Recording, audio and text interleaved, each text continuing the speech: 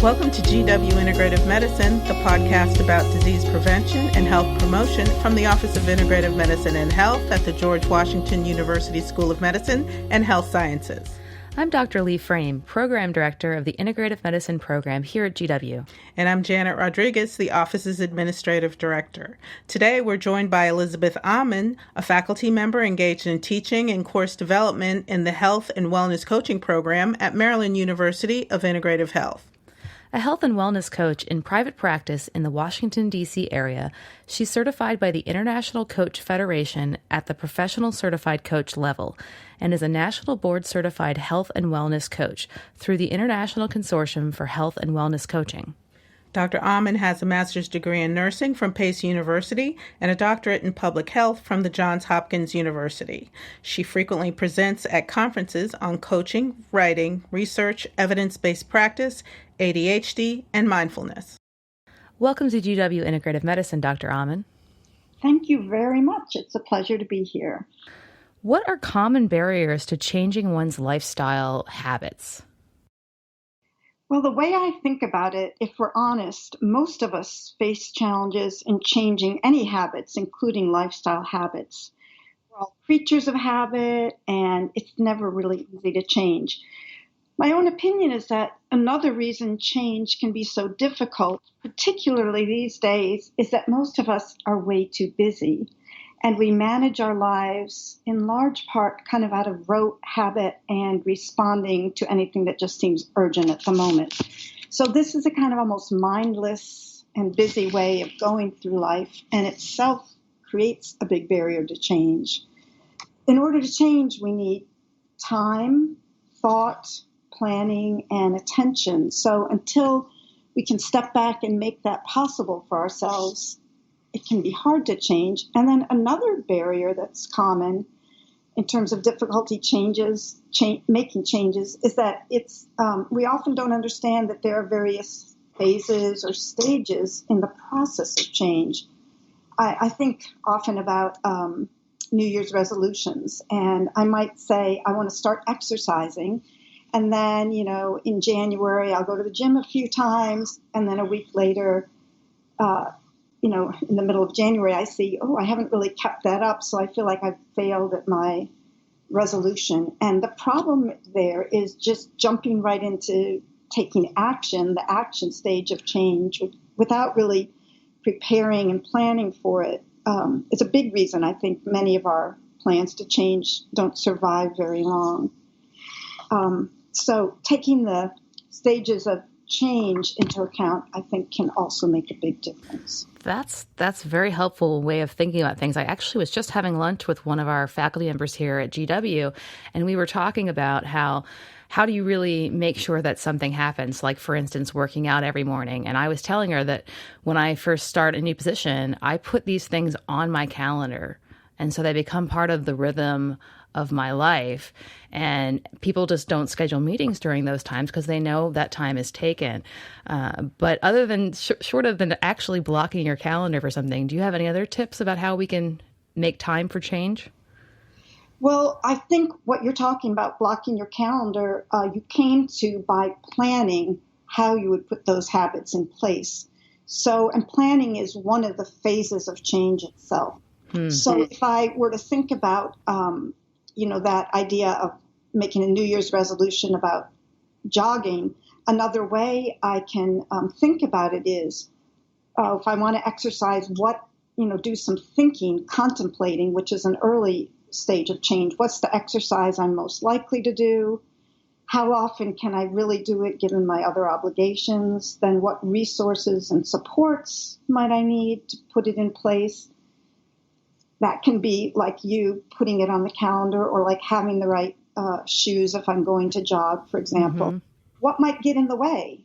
Like in your case, meetings, or for other people working late and not getting to the gym and not having the time to do whatever. Or if you want to put new dietary practices into place, not making the time to cut up the fresh fruits and vegetables rather than, just grab some fast food or whatever. So those contemplating and planning steps are really important and necessary parts of being ready to jump into action and making a change.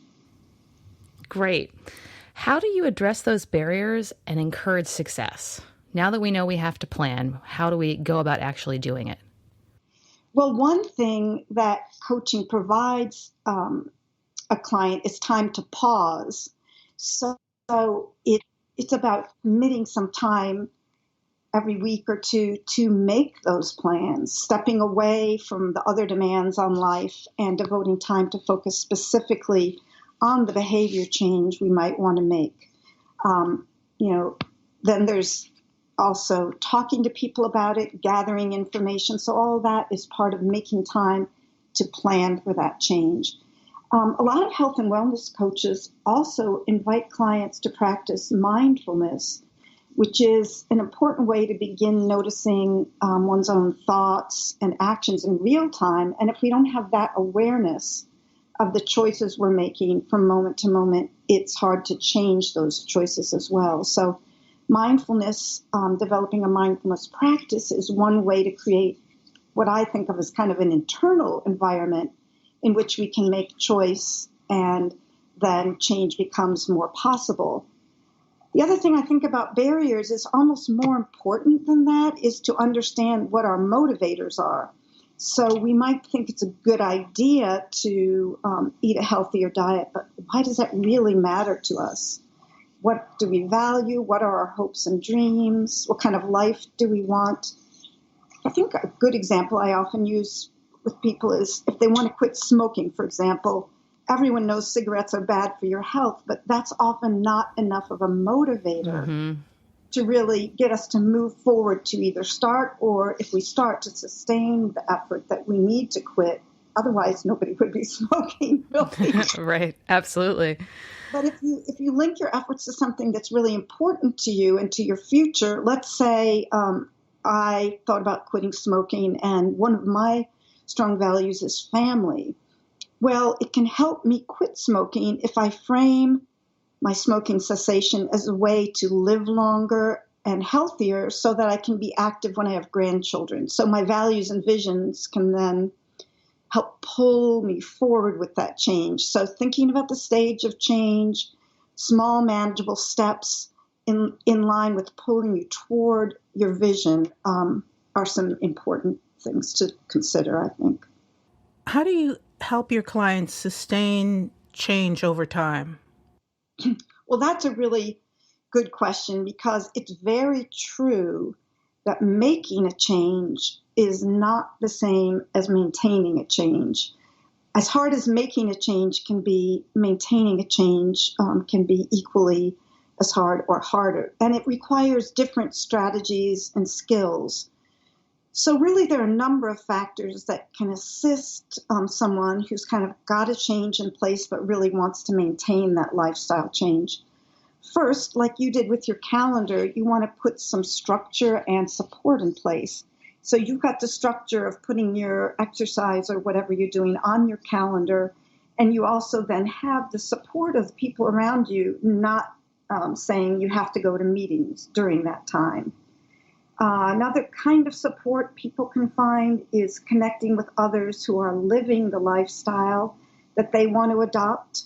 For example, if you want to start eating healthier lunches, it's going to work better for you if you change your office buddies that you eat lunch with, so you'll be going sitting down with the people who bring their healthy lunch from home rather than going out for fast food with your previous buddies. So that's kind of connecting with others who live that lifestyle you want, and also arranging your environment to really support that change.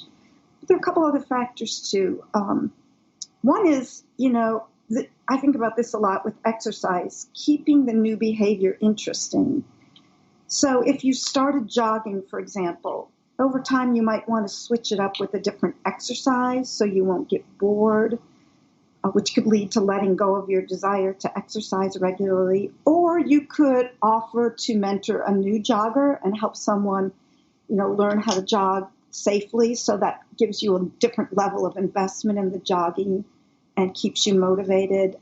Or join a group of other people who are doing the same kind of activity. So you've got that social support that keeps it interesting as well. And the other thing I think is really important when you want to think about maintaining a change is to recognize that life can really throw us curveballs at times, and that can make it hard, to maintain a new behavior. So if you think ahead about what are some likely challenges, you can plan around them. And even if you might not foresee all likely challenges, you can come up with ideas in advance for if I get off track, what might help me get back on track, so that you don't get into that sense of failure, but rather just see it as, a little lapse and an opportunity to recommit to the behavior you want, the lifestyle change that you want to have in place. So knowing in advance that things will knock us off base and thinking ahead about what might make it easier to get, back on the horse are important strategies in really being able to maintain a change over the long run. And don't beat yourself up if you fall off the horse. Right. You're not a failure. Exactly. I think that's key. It's really just, it's a lapse, and it's an opportunity to get back on the horse and maybe learn a new way of riding. Who knows, right? I like that outlook. Now, what resources do you recommend to your clients for making positive lifestyle changes, resources that are accessible to other types of clinicians? Well, the first thing I would have said is get a coach or refer your client to a coach. But I'm partly joking there, although partly serious. The message really, I think, that I have in mind there is no one should think that they have to go through making a behavior change or changing a lifestyle all on their own. So besides coaching, there are other ways to find support that you might need for change, like taking a class to build a skill, taking a cooking class, taking an exercise class, taking a class on managing a chronic illness you might have. Or another option for support is joining a relevant support group or club, a walking club or a hiking club. I work with a lot of people with attention deficit disorder, so finding a group where they can talk to other people who have the same kind of challenges they face is often really supportive. It can even help in terms of support to find a buddy who wants to make some kind of lifestyle changes, and then discuss your goals together and check in regularly on progress. Sometimes in coaching, we'll call that an accountability buddy, somebody who just knows what you're trying to do and who you kind of have to report into without getting a finger wagged at you, but sort of help keep yourself on track. So that kind of commitment to someone else or a group, having the support and accountability are all helpful kinds of resources to support change. Could you go a little bit into how ACA has been a game changer for health coaching? Well, what ACA did was put in place incentives for employers and insurance companies to provide coaching and other kinds of wellness opportunities. So it's provided more, whereas a lot of coaches work independently as solopreneurs having their own businesses or in small practices, it's created more employment opportunities for coaches and is part of expanding the field,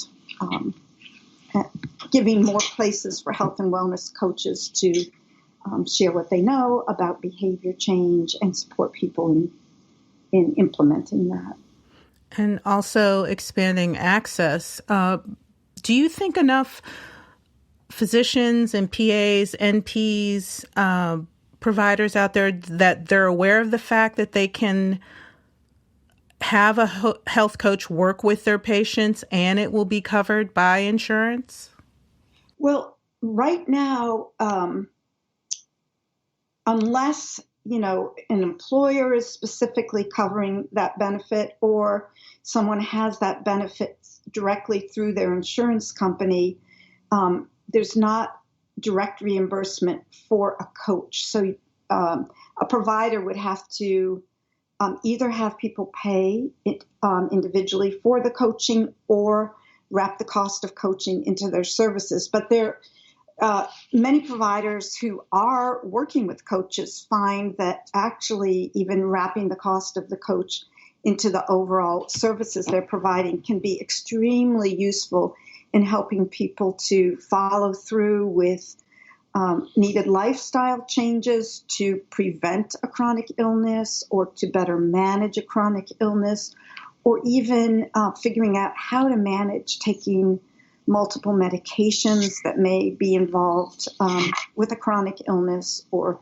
something. So that it's really, coaching can really help individuals figure out how they can implement whatever changes they need to implement. So it can be a very helpful adjunct to any kind of either primary care or specialty care practice. And I understand now that there are actually health coaches in some hospitals as well. And I think a great role would be around discharge planning and helping people make sure they've got all those pieces in place as well.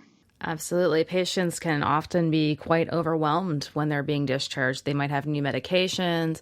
They're being told they need to be on a cardiac diet, but maybe they don't know what that is or how to implement that in their lifestyle. That seems like the perfect opportunity for health coaching. And a health coach could be a good person to bridge that gap, work before discharge and then follow someone, over a little bit of time post-discharge to make sure that they have figured out how to put all that in place in a way that works in their life, in their family, and in their, larger settings so that they're following through with things and staying healthier. Great. So when you're working with your patients, do you use technology, and do you find the new trend for wearables, apps, and portals helpful or a hindrance? Those are great questions. First, I can say that research really suggests that tracking progress on your goals is a positive predictor of attaining those goals. So some way of tracking progress is important. So that can be a tech-oriented approach, or it can be making a check mark in your planner or calendar when you did what you're planning to do. So, there are a wide variety of ways of tracking progress. And when you ask if I use technology in my practice, coaching is really a very client-centered field. So for me, that extends to how a client wants to track their progress, their own progress with their goals. So some of my clients find technology very useful. And you could consider in that regard how popular the Fitbit is, and people find it really useful, and it has encouraged a lot of people to get all their daily steps in. But some people are less tech-oriented, and they don't really prefer using wearables or apps, and that's fine too.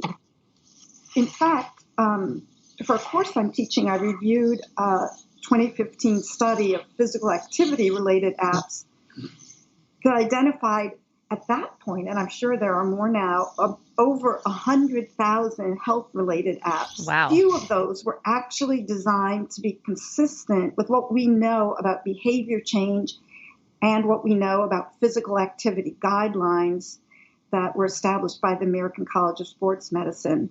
So, not every app is really going to be a useful or appropriate app. And then a recent study found that the motivational aspect of apps can be useful at the outset of behavior change, but that motivational boost doesn't necessarily persist over the long run. And we know that most behavior change takes longer than 3 months. So again, that might be a boredom factor and the need to tweak something. If someone likes working with an app and they're falling off of use of it, what's a different app that might meet their needs so that they've got that shiny, fun thing to support them in whatever they're trying to do. So apps can be very helpful, but I guess my overall feeling is they're not the be-all and end-all of supporting behavior change, and it's really a a matter of what works best for the individual.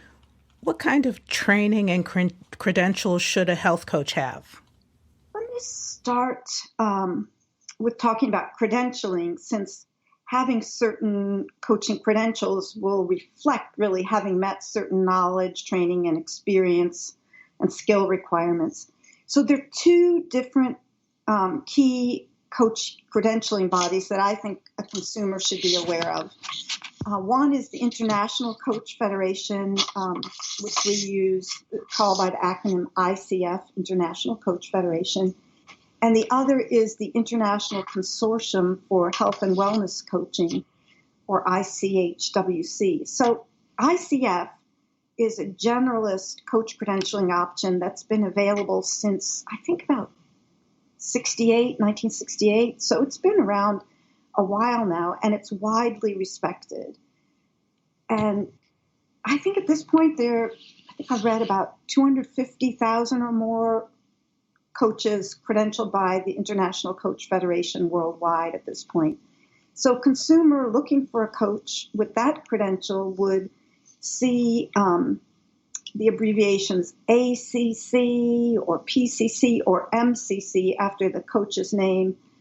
And that just indicates a level of credentialing: associate, professional, or master certified coach. You don't see the MCC very often because there are only something around 1,000 MCCs at this point at all. But the ICF credential requires passing an exam and then a specified amount of training based on a program that the ICF has approved. And the amount of training feeds into what level you get, as well as the amount of mentoring, the amount of experience coaching, and an evaluation of your recorded coaching sessions. So it's pretty thorough. That credential has been considered the gold standard of credentials for a long time, but it is a generalist credential.